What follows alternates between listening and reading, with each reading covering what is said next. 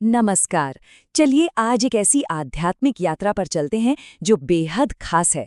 हम बात कर रहे हैं नव नंदी यात्रा की, जो नांदयाल, भारत के पास है। और सबसे हैरान करने वाली बात, ये पूरी यात्रा सिर्फ एक दिन में पूरी की जा सकती है। जी हाँ, बिल्कुल सही। एक दिन में 9, सोचिए, 9 शक्तिशाली मंदिर। आखिर ये कैसे संभव है? चलिए इसी अद्भुत तीर्थ यात्रा के राज को जानते हैं। तो सबसे पहले ये नवनंदी आखिर है क्या? देखिए, नव का मतलब है 9। तो ये है 9 प्राचीन मंदिर, सभी भगवान शिव को समर्पित। लेकिन इन सब में एक खास बात है, एक कनेक्शन है, और वो है नंदी। जी हाँ, भगवान शिव के वफादार वाहन, पवित्र बैल नंदी। तो चलिए इस पवित्र यात्रा की गहराइयों में उतरते हैं। ये समझना जरूरी है कि ये सिर्फ अलग-अलग मंदिरों का कलेक्शन नहीं है।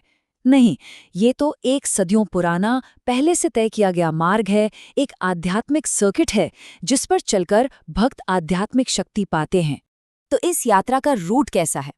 यहाँ एक तरह से इसका पूरा रोड मैप है।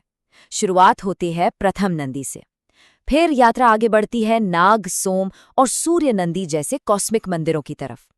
इसके बाद आते हैं इस सर्किट के आध्यात्मिक केंद्र, यानी शिव और कृष्ण नंदी।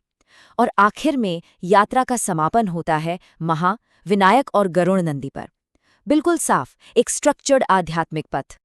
तो चलिए यात्रा शुरू करते हैं। पहले 4 कदम इस पवित्र पथ पर।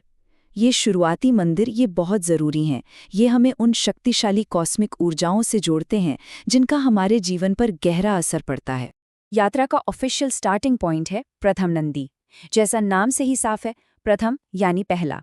यही वो जगह है, इस पूरे सर्किट का ओरिजिन पॉइंट, जहाँ से तीर्थयात्री अपनी इस खास यात्रा का संकल्प लेते हैं। अब यहाँ से चीज़ें और भी दिलचस्प हो जाती हैं। अगले जो 3 मंदिर हैं ना, वो सीधे सीधे कॉस्मिक पावर से जुड़े हुए हैं।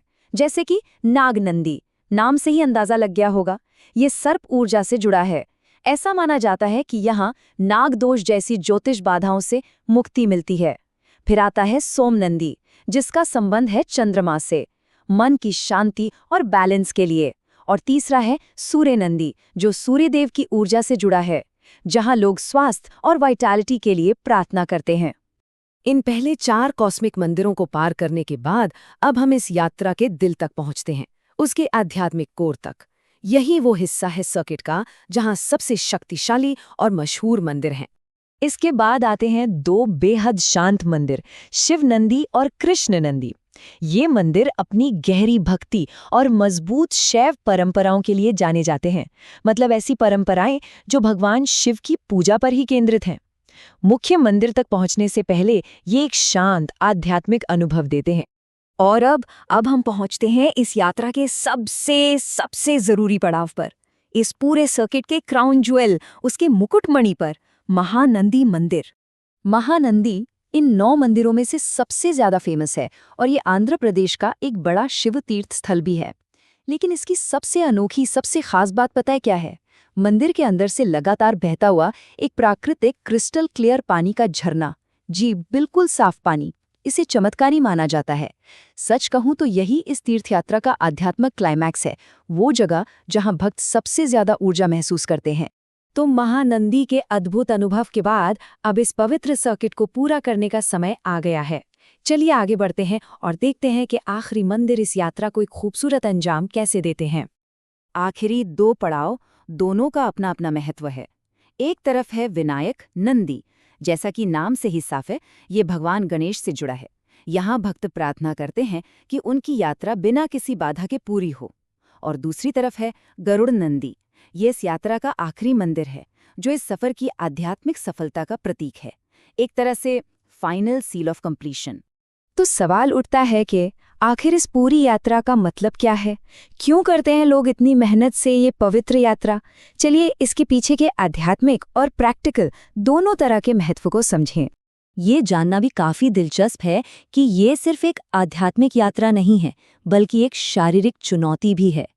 पता है, इस पूरे नवनंदी सर्किट की दूरी लगभग 70 से 80 किलोमीटर है और भक्त इसे अक्सर एक ही दिन में पूरा कर लेते हैं, सूर्योदय से सूर्यास्त तक। ये उनकी श्रद्धा और उनके दृढ़ संकल्प का एकदम जबरदस्त सबूत है। तो इसका फल क्या मिलता है? इस यात्रा से आध्यात्मिक लाभ क्या हैं? ऐसी मान्यता है कि इससे पापों का नाश होता है, यानी पाप क्षय, स्वास्थ्य और समृद्धि का आशीर्वाद मिलता है, आध्यात्मिक शुद्धि होती है और सबसे बड़ी बात, भक्तों की सच्ची मनोकामनाएं पूरी होती हैं। और इस पूरी बात को ये एक लाइन अच्छे से समझाती है। 9 मंदिर शिव से जुड़ी अलग-अलग कॉस्मिक एनर्जीज को रिप्रेजेंट करते हैं। मतलब साफ है, ये यात्रा सिर्फ अलग-अलग जगहों पर जाने के बारे में नहीं है, बल्कि ये दिव्य ऊर्जा के अलग-अलग रूपों से जुड़ने का एक मौका है। तो आखिर में ये यात्रा हमें गहरे सवाल के साथ छोड़ जाती है। आध्यात्मिक पूर्णता यानी स्पिरिचुअल कंप्लीशन, इसका असली मतलब क्या है? क्या ये सिर्फ एक दिन में यात्रा को पूरा कर लेना है, या फिर इसका मतलब उस यात्रा के दौरान अपने अंदर आ रहे बदलाव को महसूस करना है? ये एक ऐसा सवाल है जिसके बारे में ये यात्रा हमें अपनी अपनी जिंदगियों के सफर के बारे में भी सोचने पर मजबूर कर देती है।